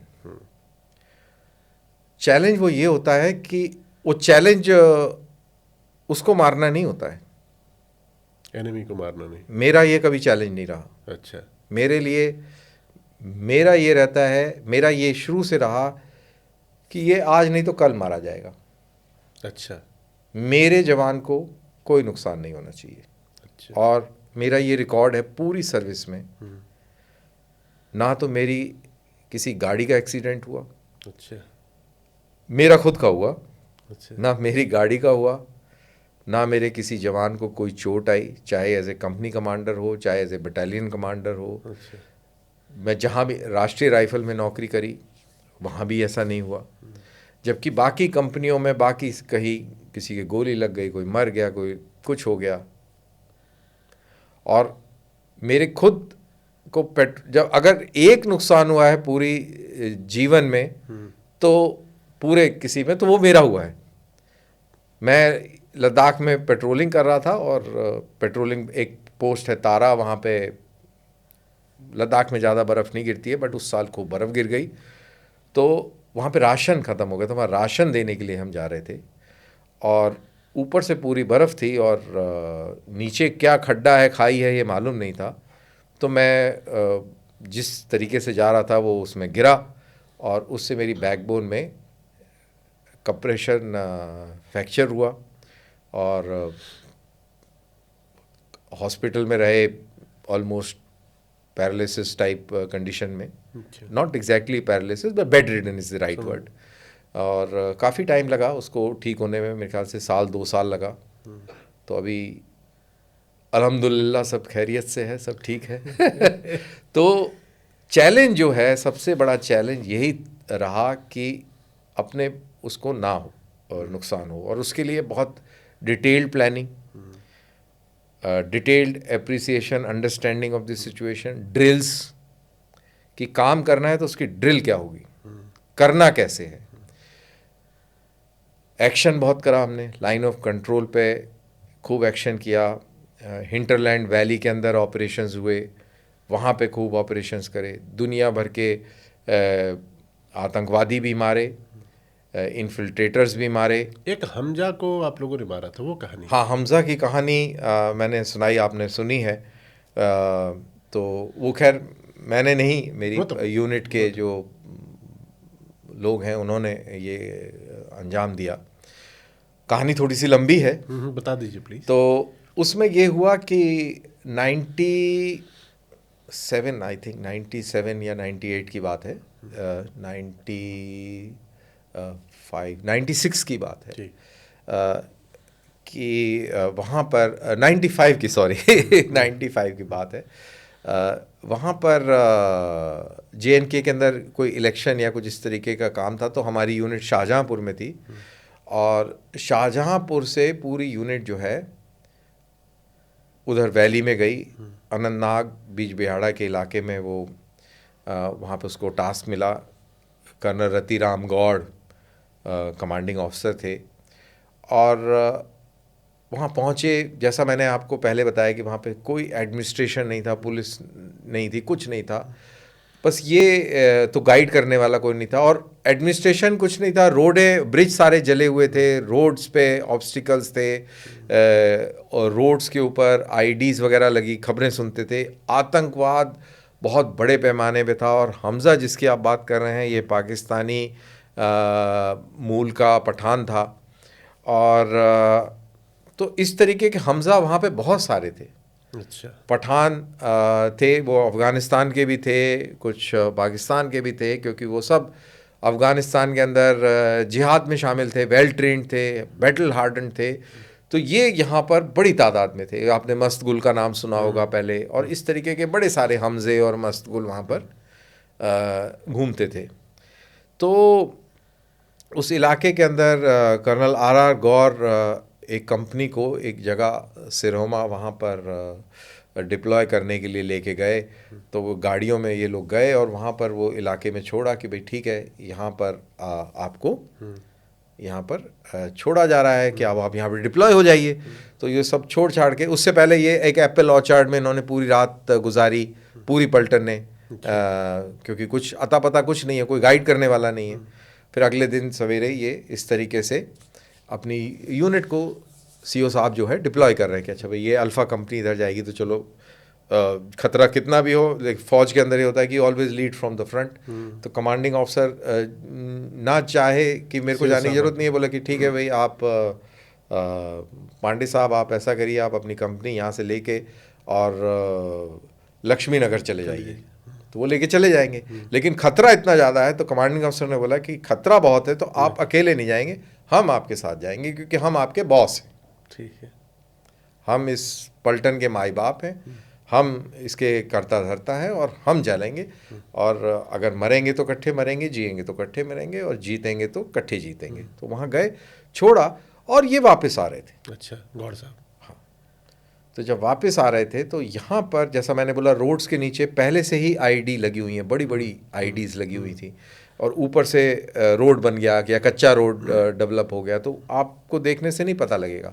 Road opening parties भी गई, उनको भी नहीं दिखेगा कुछ, क्योंकि कुछ चीज़ सतह से सब कुछ ठीक लग रहा है, बस वो आएगा पीछे, उसको पता है कि यहाँ पे फलानी जगह पर तार निकले होंगे, थोड़ा गड्ढा खोदेगा, तार दिखेंगे, तार में बैटरी लगाएगा, बैठा रहेगा, जैसी गाड़ी आएगी वो 2 तार जोड़ेगा, ब्लास्ट हो जाएगा, उड़ जाएगी गाड़ी। तो ऐसा ही हुआ। ये गौर साहब जब निकले तो इनको आईडी से ब्लास्ट से उड़ा दिया गया। इनके साथ जो सिपाही थे वो सब भी ख़त्म हो गए, और जोंगा हुआ करता था उस टाइम। जोंगा आज अगर आपके लोग देख रहे हैं तो जोंगा का मतलब हो गया कि उसका वज़न अगर मैं देखूं तो 1.5 मारुति जिप्सी होती है, उसका 1.5 गुना उसका वज़न, और बड़ा मजबूत ठोस लोहे का बना हुआ। तो वो उड़ गया, और उसके जो परखच्चे उड़े, उसका जो इंजन था, इंजन कितना भारी होता है, वो 100 मीटर कहते हैं कि जाके 100 गज की दूरी पर जाके गिरा। और जितने भी लोग उसमें बैठे थे और जो आईडी के चपेट में आए, उनकी बॉडी के छोटे छोटे टुकड़े पूरे इलाके में बिखर गए, पेड़ों तक ऊपर से भी उतारे, और किसी ने अंगूठी देखकर पहचाना, किसी ने कुछ देखकर पहचाना कि शायद ये इसका होगा, और मोटा मोटी बॉडी पार्ट्स इकट्ठे करे, और तब डीएनए टेस्टिंग और ये सब। खैर, लेकिन बॉडी के कुछ और वर्दी के कुछ शहीद हो गए। हाँ, उस हिसाब से वो आइडेंटिफाई करा, और ये हुई कार्रवाई। अब जब ये कार्रवाई हुई और पलटन के पहुंचने के शुरुआत में ही हो गई, 31 मई का शायद वो दिन था, 30 मई का 1995 जब ये काम हुआ, और दुखद वाक़या घटा। तो एक पलटन का मुराल बहुत इफ़ेक्ट हुआ, क्योंकि जैसा मैंने शुरू में बताया कि कमांडिंग ऑफिसर एक इन्फेंट्री पलटन का माई बाप होता है, घर का मुखिया होता है। जैसे घर का मुखिया होता है ना, जैसे किसी घर में अचानक से फादर चल बसे, तो क्या एक सिचुएशन, जो कि पूरा घर उस पर डिपेंडेंट है हर चीज़ के लिए, तो क्या सिचुएशन होगी। तो ऐसी सिचुएशन वहाँ पे हो गई। और फिर एक दिल्ली में एक ऑफिसर थे यहाँ आर्मी हेडक्वार्टर में, उनको रातों रात बोला गया, सीनियर थे, कि आप ऐसा करिए कि आप अपना बोरिया बिस्तर बांधिए और तुरंत वहाँ पहुँचिए, आप पलटन की कमांड संभालिए और वहाँ पे माहौल ऐसा है और सिचुएशन है, इसको ठीक कीजिए। तो वो वहाँ पहुँचे और जब वहाँ पहुँचे तो फिर धीरे धीरे कंपनियां भी सेटल हो गई सब अपने जगह में। फिर पता लगा कि जी यहाँ का जो सबसे बड़ा आतंकवादी है वो हमज़ा है और हमज़ा ने इस पूरे ऑपरेशन को अंजाम दिया जिसके अंदर हमारे इतने लोग शहीद हुए। अब उसकी ढूंढ चली। कई बार हमज़ा जो है वो किसी न किसी के इनकाउंटर से निकल के बच निकला, कहीं मुठभेड़ हो गई, दूसरे की फायरिंग हो गई, किसी न किसी कारणवश वो बच के निकल गया। अब एक कैप्टन नवरत्न सिंह हमारे ही सहयोगी वो उस यूनिट में थे और एक ऑपरेशन सर्च ऑपरेशन प्लान हुआ जिसके अंदर सारी QRTs गई और कंपनी के कॉलम्स गए। और क्योंकि आईडीज़ का खेल था तो टीचिंग कहती है कि आप रास्ते पे ना चलें, रोड का इस्तेमाल ना करें। तो अगर वहाँ धान भी बोया हुआ है तो आप उस धान वाले खेत में से चले जा रहे हैं। अच्छा, बिल्कुल जहाँ पे कोई कहाँ लगाएगा आईडी, वो पूरे इतने थोड़ी लगा लेगा, रास्ते पे तो लगा लेगा। तो जब ये जा रहे थे तो ऐसे जब वहाँ पे एक आईडी लगा के ये बैठे हुए थे। अच्छा। आतंकवादियों को लग रहा है कि यहाँ पे अभी कॉर्डन सर्च हो रहा है, इधर उधर से कॉलम आ रहे हैं, तो ये तैयार बैठे हुए थे कि इस रास्ते से ये कॉलम आएगा। तो नवरत्न सिंह का कॉलम तो रास्ते पे नहीं था, वो तो खेतों में से होके चल रहा था। तो बड़ा सा पेड़ हुआ और उसके सामने ये दिख गए। उन्होंने आवाज़ लगाई कुछ, तो यहाँ से जो इनके साथ जो फौजी था उसने साहब आतंकवादी करके ना वो अलर्ट हो गए और वो भाग गए। अच्छा। तो जब वो भाग गए तो एक बहुत बड़ा मिस हो गया। खैर कॉर्डन सर्च हुआ उस गांव का, वहाँ पे कुछ नहीं मिला। तो ये सब फौजें वापस आ रही थी और नवरत्न जो वहाँ पे था उसने बोला कि मैं थोड़ा सा लेट आता हूँ, या उसका फौज का एक और तरीका होता है, एक साथ सारे नहीं आते, एक आएगा फिर बाद में आएगा। अच्छा। धीरे धीरे करके आते हैं। तो इसकी जब बारी आई होगी तो इसने मैसेज कन्वे किया कि पहाड़ी पे कुछ हरकत नज़र आ रही है और हमें लग रहा है कि आतंकवादी है। अब जो सीनियर्स ने बोला है तुम्हें ऐसे ही लग रहा है, कुछ नहीं है वहाँ पे, कुछ नहीं, पूरे दिन झक मारी, तुम वापस आ जाओ। लेकिन इनको लगा कि नहीं है। अब जब वो लगा और जब उसके आगे एडवांस किया उन्होंने उसको और प्रोब करने के लिए, तो फिर फायरिंग शुरू हुई। और जब फायरिंग शुरू हुई तो ज़बरदस्त लड़ाई हुई और ये नीचे थे, वो ऊपर थे और नीचे से ऊपर हमला करना बहुत मुश्किल है। और इस पूरी लड़ाई के अंदर ये आतंकवादी मारे गए। अब ये आतंकवादी मारे गए तो इनको घसीट के लेके आए, रस्सी वस्सी बांध के, कौन उठा के लाएगा वहाँ से। नीचे लेके आए और फिर जब नीचे पहुँचे जब, और ये बड़ी ज़बरदस्त लड़ाई हुई और बहुत शानदार नेतृत्व किया नवरत्न सिंह ने।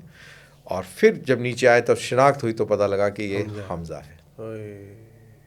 तो ये यूनिट ने एक तरीके से उसका बदला लिया। और हमज़ा उससे पहले भी एनकाउंटर में एक दूसरे से गोली चली रात के अंदर, पता नहीं चल रहा अंधेरे में, तो बचता रहा, लेकिन उसको मार दिया। और जब हमारी पलटन वहाँ से डिंडक्ट हुई तो पाकिस्तान या अफ़गानी मूल का कोई भी आतंकवादी उस इलाके के अंदर बचा ही नहीं।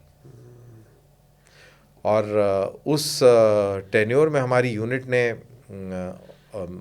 काफ़ी लॉसेस उठाए।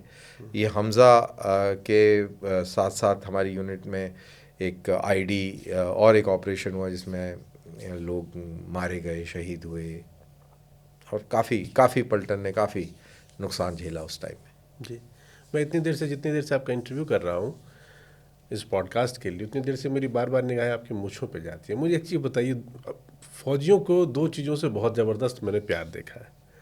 एक तो मूँछें उनकी, बहुत सारे को देखा उसको मुझे लगता है कि पता नहीं मेंटेन कैसे करते होंगे, और दूसरा चश्मा जो एविएटर स्टाइल है। मैं पहनने को और भी तरीके के ग्लासेस हो सकते हैं, लेकिन ये दो चीज़ें परमानेंट है। मुझे लग रहा है 50 जब से मैं देखता हूँ फौजियों का मतलब वही एविएटर ग्लासेस, और बहुत सारे या तो क्लीन शेव नहीं, मुस्टैचेज है तो फिर रौबदार होनी चाहिए। अगर है तो है, नहीं है तो नहीं है। नहीं है तो फिर क्लीन शेव है, अगर है तो फिर मूछें उनकी देखने लायक होती हैं।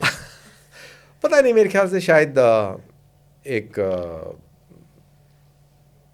आर्मी का जो एनवायरनमेंट है थोड़ा सा मैस्कुलिन, थोड़ा सा नहीं तो मूछें तो भाई नॉर्मल भी हो सकती है, नॉर्मल भी हो सकती हैं, लेकिन कहीं ना कहीं वो ये हमारे ट्रूप्स से आता है, क्योंकि हमारा मूछों का कुछ भत्ता वत्ता भी मिलता है फौजियों को क्या? वो जवानों को मिलता है मूछें रखने का भत्ता जो, मिलता हाँ, जो जैसे राजरेफ और राजपूत रेजिमेंट या बिहार रेजिमेंट के अंदर या मराठास के अंदर जो बड़ी बड़ी ऐसे हाँ, वही मूछ तो। रखते हैं, तो उनको मूछ अलाउंस मिलता है। मेरे को ये मालूम नहीं है कि आजकल मिलता है कि नहीं मिलता है, क्योंकि कई यूनिट मेरे ख्याल से शायद अभी गवर्नमेंट ऑफ इंडिया की तरफ से नहीं मिलता है, लेकिन रेजिमेंटल फंड अच्छा। जो होता है वो भी एक पब्लिक फंड ही है। ठीक है।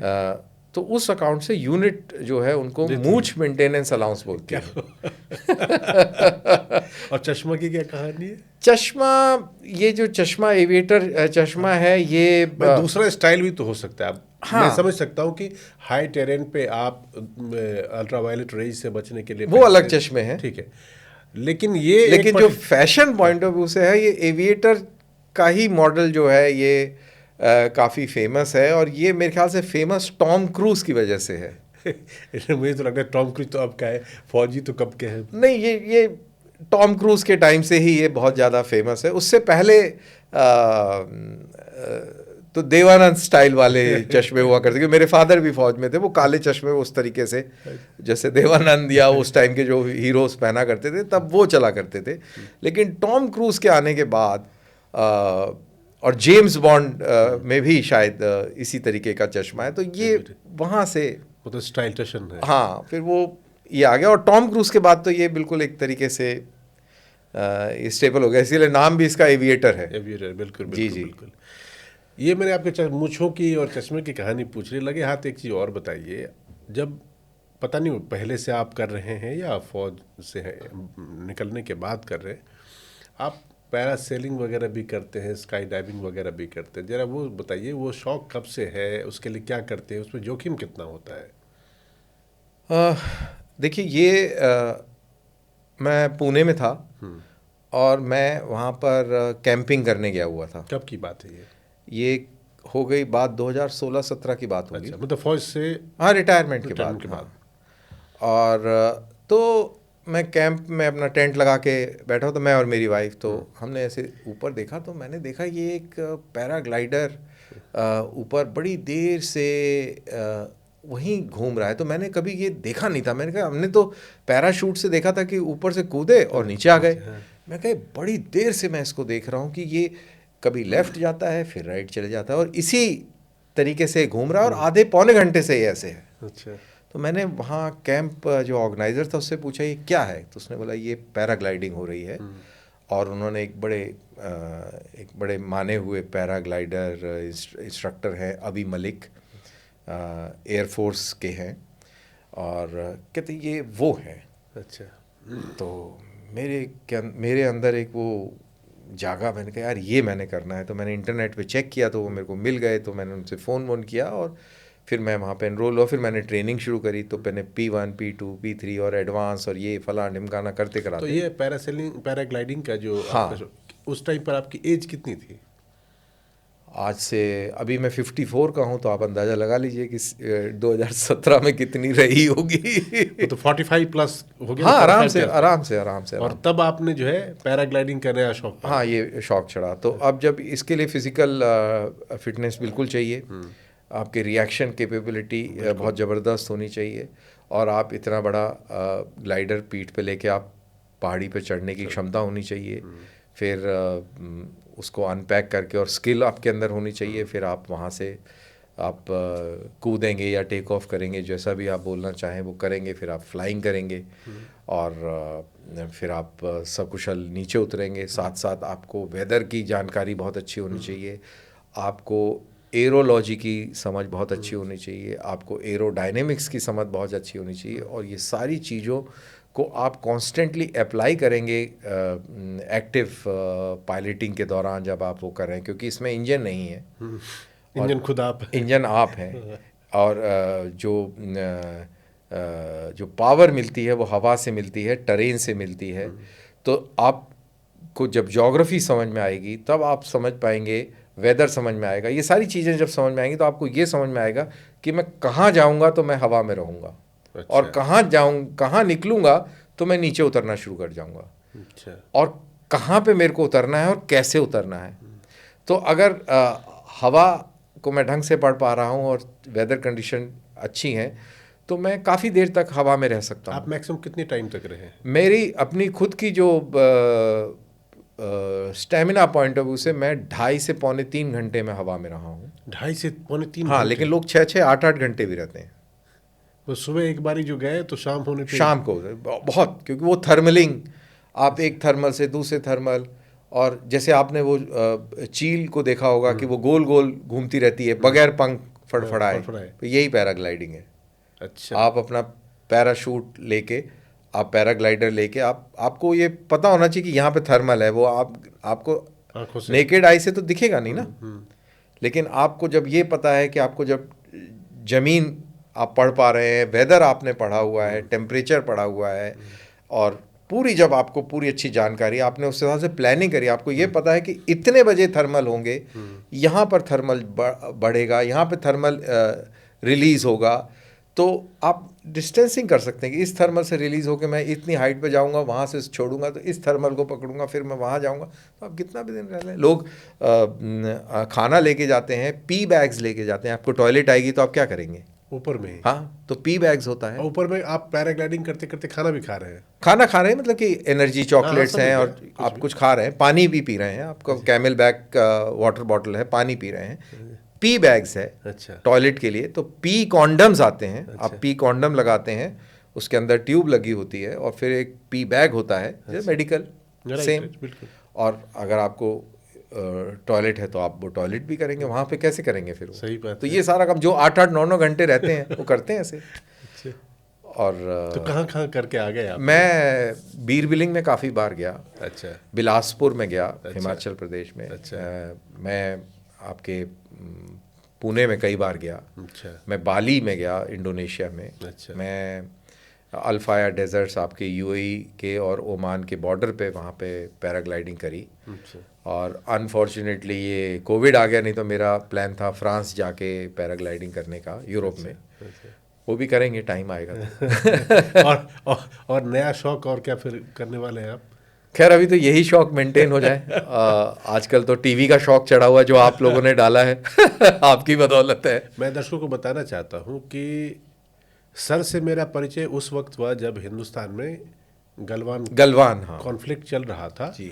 और हमें एक ऐसे फौजी की ज़रूरत थी जो हमें आसान भाषा में सिखा पाए, समझा पाए कि है क्या, टेरेन क्या है, किस तरह की। और जिस तरह का इनलाइटनमेंट मैं कह सकता हूँ आपने हमारा किया, आपने हमें समझाया, और हमारे जरिए हमारे चैनल, उन दिनों में एबीपी न्यूज़ में काम करता था, हमारे दर्शकों तक पहुँचाया, वो अनपैरेलल है। मतलब वो ऐसा दूसरा कभी किसी ने मुझे सिखाया नहीं, समझाया नहीं। तो वो आपका जो और है मैंने जो आपसे सीखा तो आप मेरे गुरुदेव हैं उस मामले। मैंने आप लोगों से कितना सीखा, तो ये भी देख लीजिए आप। जी बिल्कुल। तो सर आप हमारे पॉडकास्ट में आए, हमसे बातचीत की, और बहुत सारी चीज़ें हमें समझने का मौका मिला। लोगों को भी बहुत नॉलेज और बहुत इन्फॉर्मेशन ऐसी इसमें सुनने को मिलेगी, और उन्होंने सुना होगा, जो कि अमूमन कोई बताता नहीं है। बहुत सारी चीज़ें इतने अंदाजे से बोला जाता है कि आपको उसके अंदर की कहानी पता नहीं चलती। तो इसलिए आपका डबल, ट्रिपल और मल्टीपल टाइम्स शुक्रिया और धन्यवाद। जी, थैंक यू सो मच कि आपने हमें याद किया। Thank you very much sir. जय हिंद। जय हिंद।